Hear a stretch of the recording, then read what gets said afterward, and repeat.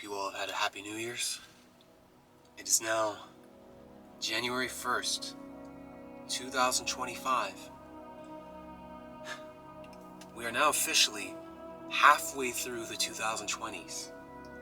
And you know, it's crazy because I've seen this meme before of how we are now closer to 2050 than 1990.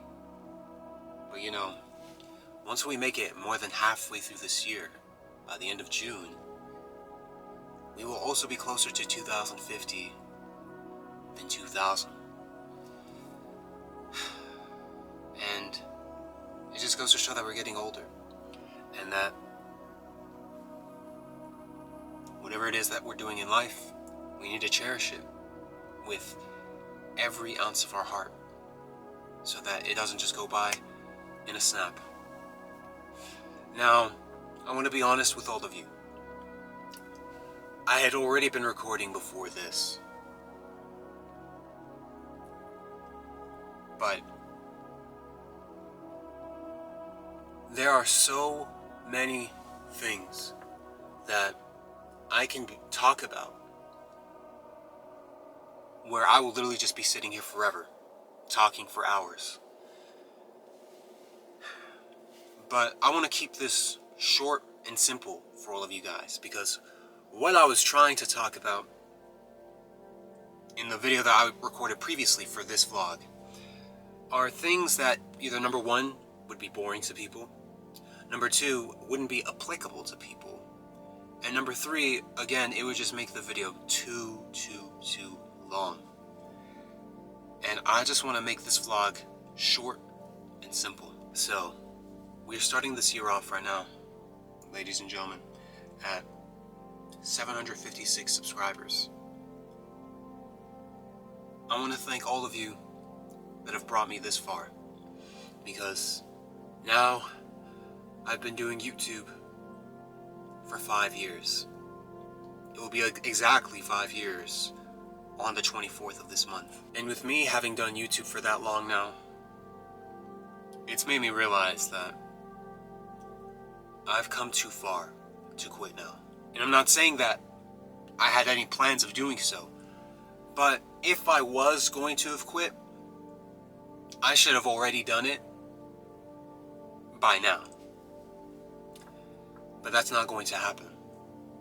And now that I've come this far, there's just no way that I can. Now, some of you might be curious as to saying, okay, so then what was it that you were talking about in the previous recording that you made for this vlog?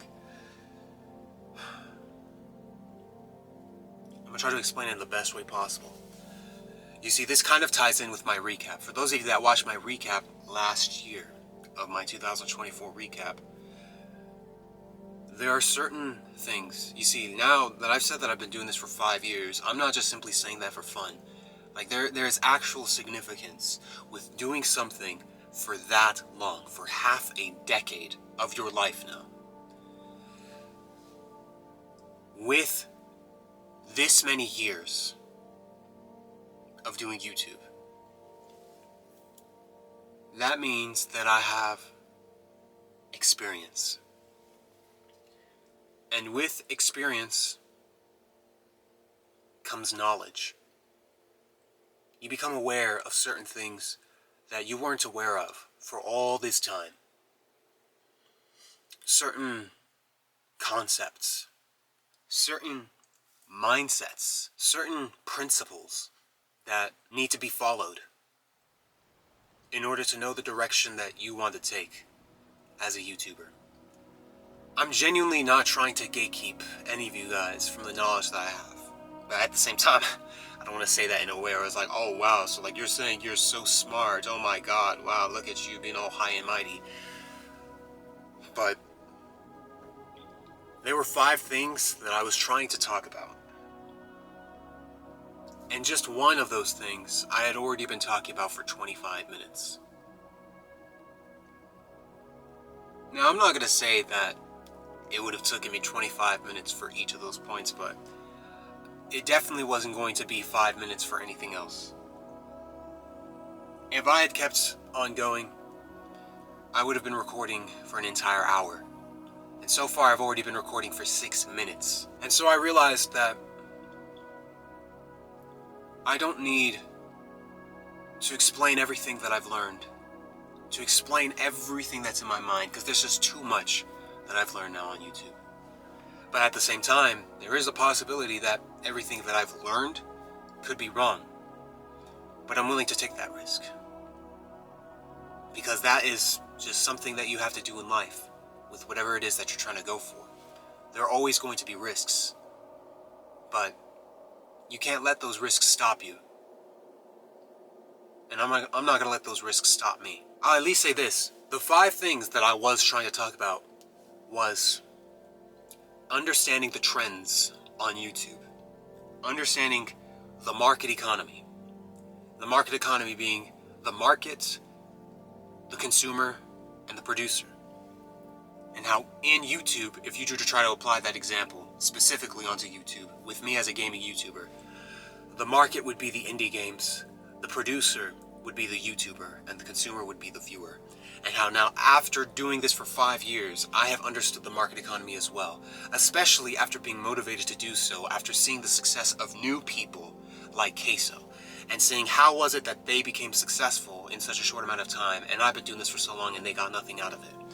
And understanding that market economy, I was trying to explain those dynamics, understanding the dynamics and how you as the producer, the YouTuber, fit in all of that. I was also going to be talking about evergreen content, making content on the classics, things that have familiarity in order to build up more interest for your channel and commercialize you, to give more of a commercial appeal to your channel as well, to not make it seem so amateur.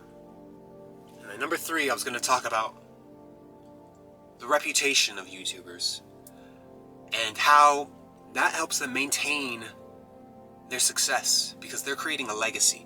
They're finding a way to connect with their viewers, which will make them more memorable and have people keep coming back to them, draw them closer to that YouTuber, because there are certain things that they're known for. They have a reputation, and they could be known for anything. They could be known for catchphrases. They could be known for, for example, like Corey Kenshin being known for like Samurai Slice, or Dashi being known for my boys, saying my boys, or things like that. Being known for certain things that you like, or certain things that you don't like. For example, like how Dashi doesn't like Donkey Kong and hates Donkey Kong. That's like a reputation. So like being able to have this reputation to a point where people already know who you are, and they can already know what to expect from you and the type of reactions you might have based on a game that you're playing, because of the knowledge that they've acquired of you as a person. And how I myself don't have that reputation, and that's something that I'm trying to focus on within this year. And there's many other things as well. I was going to talk about that. But then number 4, I was also going to talk about the negative bias of viewers, and how you can't let that discourage you sometimes when it comes to a video that doesn't perform so well. Because while you do want to be critical of yourself and criticize yourself in a good way, and always know that there's room for self-improvement, and don't have this attitude or this mindset that your videos are already perfect, at the same time you don't want to be too hard on yourself when videos don't go so well, because sometimes things are out of your control. And then number 5, I was going to talk about how you need to find your audience, and how sometimes on YouTube, videos aren't recommended to people that would like you for you. Where it's not that the video wasn't good to them, but rather that it just wasn't shown to the right person. It's just simply not for them. And how sometimes you gotta find people on YouTube where it would literally be like the type of people that you would sit down with at the lunch table. And those are the type of people that you need to find, and how sometimes it can be difficult to do that when you don't even have a huge number of viewers to begin with to see your videos, which can increase the probability of how many people are people like you, where they are your audience. Those were the 5 things I was going to talk about. And just simply trying to quickly summarize all those things, I've already made this video 11 minutes long. The video was going to be over an hour. I want to at least... Now, some of you might be a bit confused with what I said, which I can understand, because at the end of the day, I just quickly summarized what I was saying. I wasn't fully explaining everything. So some of you might be a bit lost, some of you might have a bit of an understanding, but all you need to know with these 5 things is that this is what I learned after doing YouTube for 5 years. And now there are certain things that I'm going to do differently for the better in this new age of YouTube. You see, I've seen how people so many times say that YouTube is no longer the same, and how they want it to go back to old YouTube. But it just doesn't work like that. When things become new, you have to learn how to adapt. That's the only way you can survive. What worked before might not necessarily work now. So, as a new YouTuber, I need to figure out new ways to become successful on YouTube. Of course, some people can doubt me and think I'm not going to get anywhere due to the fact that I've been doing this for so long and have only gotten 756 subscribers. And some people might believe in me as well. But I have faith in myself, and that's more than enough reason to keep going. As long as I believe in myself, it doesn't matter how many people believe in me or don't believe in me. And so, in this year, ladies and gentlemen, there is only one goal that I have. One New Year's resolution that I have for this year of 2025. And that is to grind. To grind. Because I'm going to say it in this way at the very least. Let's say, for example, somebody wanted to get a 6-pack, but all this time, all they were doing was lifting dumbbells. And not even using the dumbbells in a way where it's like an ab-related workout, but just strictly arm-related workouts with their dumbbells. Just simply lifting dumbbells. And they wanted a 6-pack. No matter how often they work hard with lifting dumbbells, they will never get a 6-pack. Because even though they are putting in hard work, they are putting in the wrong work for the right thing. If they want to get a 6-pack, they need to do ab-related workouts. That was the problem for me for all these years. I wanted to grow big on YouTube, but I wasn't putting in the right type of work. Because I didn't know what I was doing. But now, I do. And when I say grind, I don't just mean it in a senseless way. I'm going to be very strategic with the type of videos that I make. And that there is a reason, a motive behind every single video that I upload. Beforehand, that was not the case. But now it is. And it's something that I've been starting to do ever since 2024.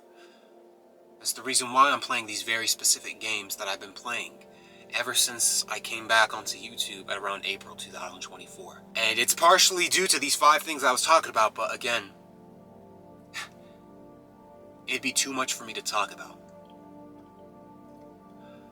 So just know that I want to say thank you to all of you who are still here with me on this journey after 5 years. Some of you may lost any sort of belief in me. Some of you may have no longer believed in me after all this time. And I just want to say thank you for at least being here in the first place. And for those of you that are still here, I am forever indebted to you. To all of you. We're gonna have fun. And we're gonna grow. That's all I want to say. So thank you everybody for watching this video of the New Year's. So now, let's see how 2025 will turn out.